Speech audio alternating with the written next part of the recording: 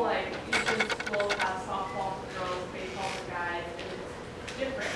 Do you think that girls who play today baseball, vice versa? That's a good question. I think that a lot of times,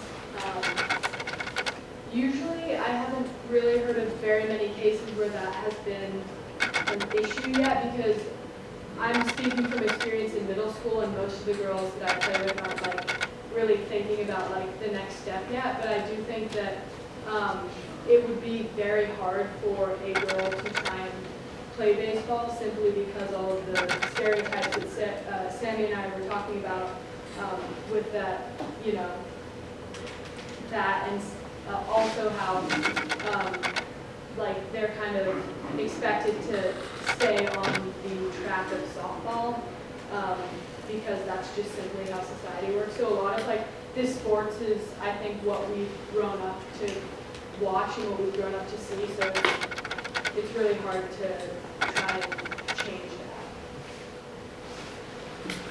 that. So there's many definitions of feminism. I know some will believe that you should, well, the original definition is that, what we thought was that women shouldn't dress the way they want to dress. I mean, just like, I guess freely, because that would be like dressing for a man. Or there is feminism saying that you can dress the way you want, you can act like a guy, like Beyonce's song, like, "You're Flawless." Yeah, because I'm a big dancer. But I was asking, what do you guys think about like the difference definitions of them? So, are you saying that the original definition is saying that to be a strong woman, or a woman that can be powerful in society, that you need to be like masculine, you need to appear to be like a man, and then you're saying like that, like, how has that changed? No, like your opinions on the different people have different versions of feminism. Some of them you can, I guess, yeah, be more freely. Some of them think that you shouldn't just really, because then they would think that you're acting and dressing that way just for them or something like that. I mean, for the second one, I know that historically, women, in order to be, to try and pursue a career that seems to be dominated by males, they need to dress more like them.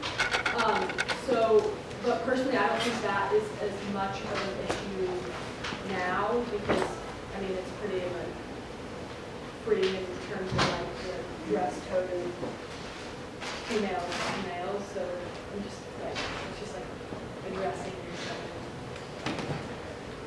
Were you asking, like, do you think that the way people dress kind of like affects how feminism works in a way? Like, are you saying that?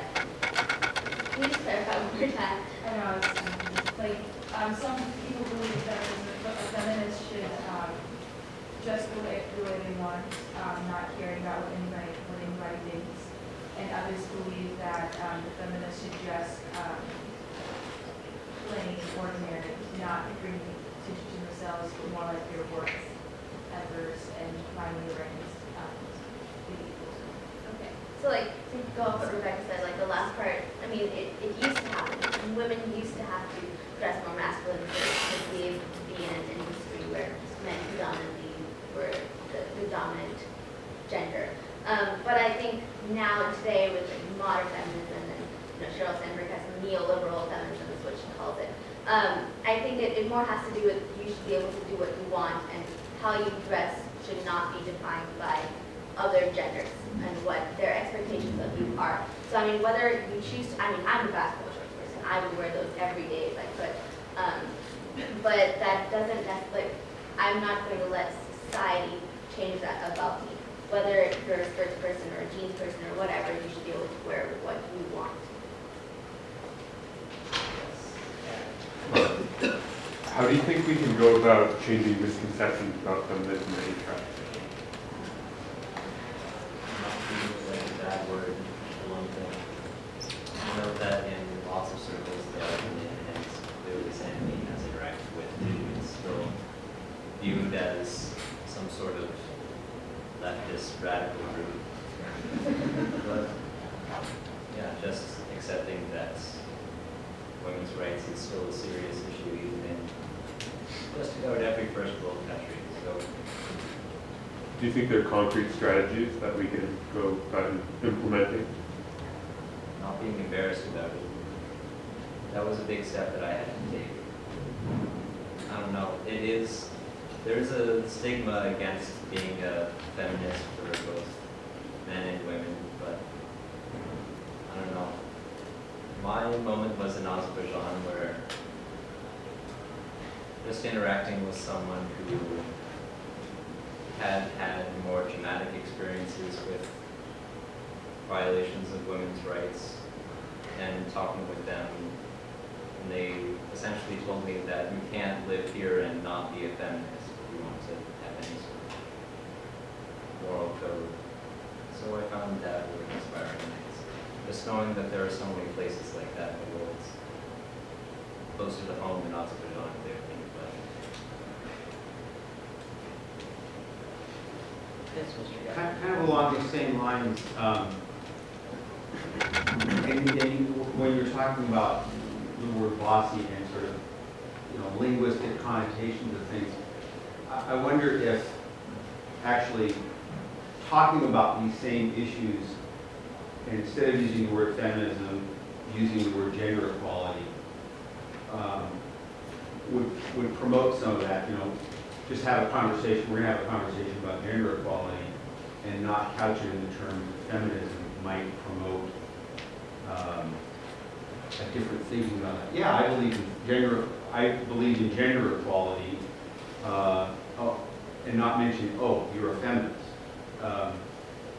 Might be a way to do that.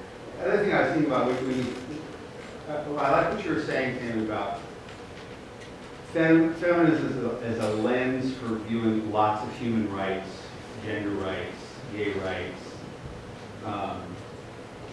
and in the education track on Tuesday, there were some young women from the UW, and they were from an organization. And I asked them, how many people were in this group? And somebody else asked them how many, because they were all women who were here. Somebody asked them how many were there men. There were about 400 to 500 people in this organization, and they said, what's the gender balance in the organization? They said something like 60-40, 60% women. And then they said at the University of Washington, at least the undergraduate population, was 60% women and 40%. That's another gender issue to me, which I think is a feminist issue, is why is the balance in higher education shifted from 40% women, 60% men to a complete shift the other way. And I think those kinds of issues are really important to look at as a feminist.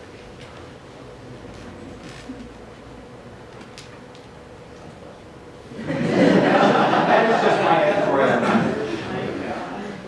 there's been a lot of talk actually about rebranding, sort of, and there's a bunch of political philosophers who have been talking about breaking up feminism into 3 different waves. First wave is just getting basic rights. Second wave is equal rights for women of all races, and then third wave is women of all genders, and that's essentially the same gender equality, sort of bridging that. I don't know, male-female spectrum. Any more questions? Yes, you go. This is kind of similar to what John was saying, but I guess there are two kind of arguments that are made. One is that women should dress in a way that prevents them from being objectified. And then there's another argument that says that women should dress in a way any way they want because it's an act of sexual liberation. And I was wondering what your views on the way that we dress.